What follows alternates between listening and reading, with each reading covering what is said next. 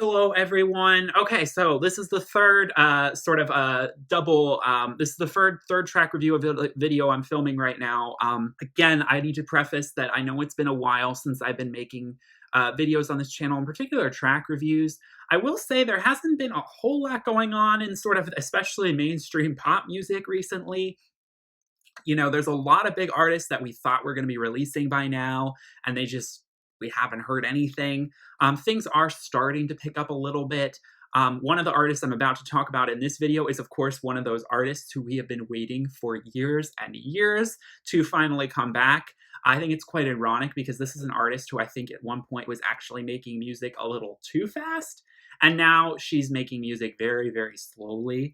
And I'm happy about artists taking their time. However, I am a little bit skeptical that Selena Gomez's music necessarily requires this much time behind it. It's like, girl, you're making kind of like, there's a lot of people helping you make this music. It's not like you're completely producing and writing everything yourself. This shouldn't take this long. I don't know why Selena has taken so long to release her, what some people call second studio album, some people call it her third.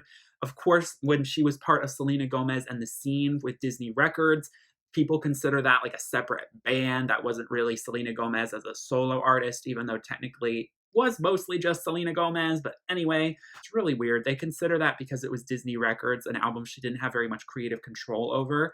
Whereas with the albums she's been doing with Interscope, which would be Revival, which was 4 years ago, I feel like everything's coming in a 4-year cycle right now.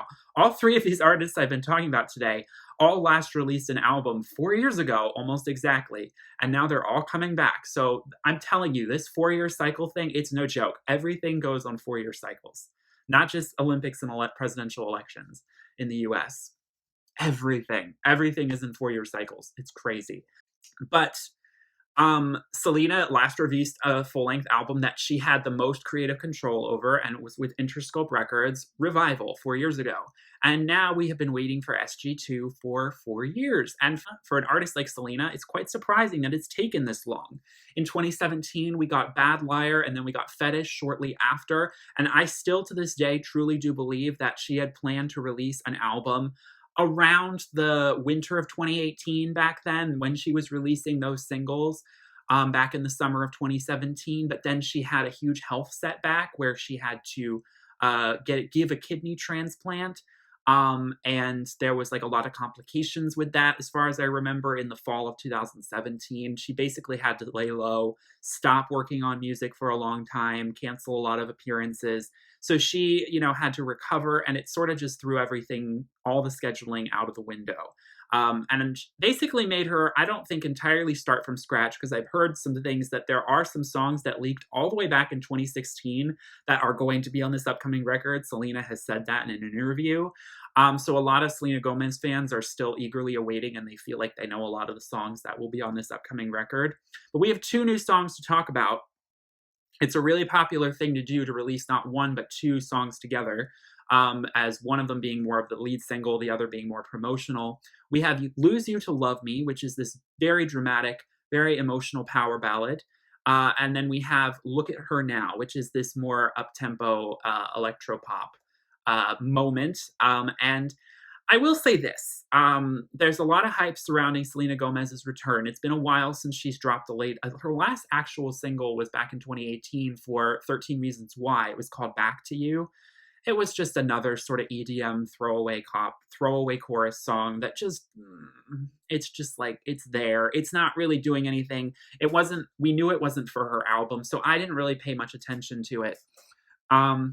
She had been doing a lot of EDM songs in 2017, and that trend had been kind of going through, though Bad Liar was sort of unique in that it was much more sort of funky. It had this groove to it that was unique. She was really sort of leaning into her lower register more, which made her voice sound really alluring, and I think was a really smart move, because she definitely has a very lower register voice. And so if she wants to be taken seriously as a singer, she needs to play off her vocal strengths. She can't really hit a lot of higher range notes. It just doesn't come across as, as easily or as organically without the help of auto-tune. So for her to sort of lean into that sort of breathier, sort of lower registered tone, I think is like really smart. But with Lose You to Love Me, we have her doing some soaring, higher notes. I will say this, Lose You to Love Me, although I am so here for the lyrical content, um, obviously Selena, we all know used to date Justin Bieber. I really don't like Justin Bieber. So I really roll my eyes at all of that sort of like, I don't care about their love life sort of thing. It's been a long time since they were together, and yet this song still feels like it is directly referencing how she was, dealing with that breakup and, finally finding her footing again.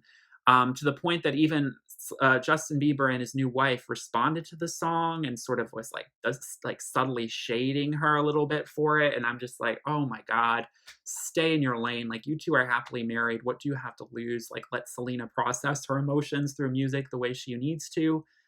So immature. I mean, the Biebers, Haley and Justin, so immature. Like, I really don't think that relationship is going to last. I think they're going to get divorced. That's a whole other thing. But anyway, Selena, I really feel the emotion in her vocals. I really feel the energy behind this song. However, Selena is an artist where I think I am sort of realizing her strengths and her weaknesses, and I just don't know if this song is doing the right things for her voice. I do feel I do understand the minimalism around sort of the chorus and making, I'm so glad it's not an EDM song. I'm so glad there's actually a chorus and it's not just a drop.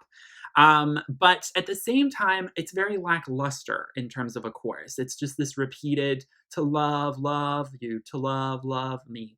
And I just don't really find it gratifying in any way. It's not a song that I honestly really want to listen to very much. Maybe it'll grow on me a little bit more over time. A lot of people are comparing it to a song released 5 years ago called The Heart Wants What It Wants. And I definitely see the comparisons, obviously lyrically. And so, again, everything I have to say that's basically positive about that song is so much more about the lyrics and, of course, the emotion behind the delivery in her voice. But I just think that the song itself could have used a little bit more of an something. Maybe I'm just too used to listening to Celine Dion power ballads. But when Selena Gomez tries to go that route, it just feels watered down to me. And obviously, her high-reaching vocals are not quite there. It's just I don't know. I'm not something's not quite working for me with this song. Keep in mind, I'm not the hugest Selena Gomez fan. I'm definitely not a stan by any means. So take that with a pinch of salt. Um, but I do love a lot of her music. Now, Look at Her Now is an EDM song in a lot of ways, but I actually prefer it to Lose You to Love Me, even though lyrically I don't think it's quite as deep. I actually do think it ties thematically to both to the other song very much. It's sort of like, yeah, she was heartbroken, she was sad, but she got over it. Look at her now. She's thriving, she's surviving, she's moving forward and better than ever. And I'm all about that message.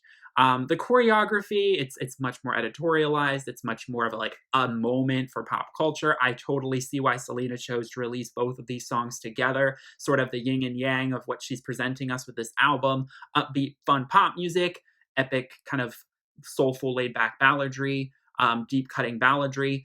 I think it's wise that she released both of these songs at the same time.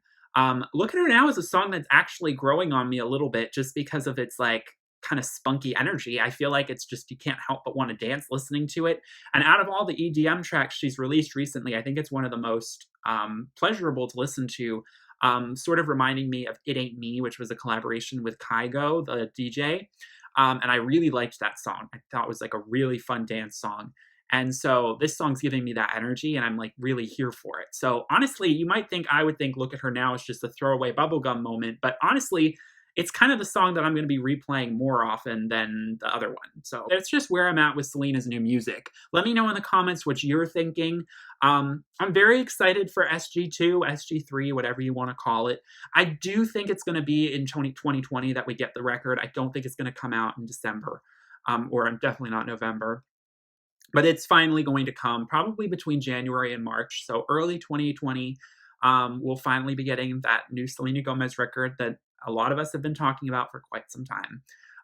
So I'm looking forward to that, and I do think that she is going to build off of what made Revival strong. I hope that, because Revival is a good album. I have reviewed it on this channel. If you're interested, I'll probably link it in the description. I did enjoy pretty much almost every song on that record for what it was. So I'm hoping that she rises to the occasion here, especially considering the long wait. Thank you all so much for watching. If you enjoyed, please give this video a like and subscribe. See you all in the next video. Peace, love, and light. Bye.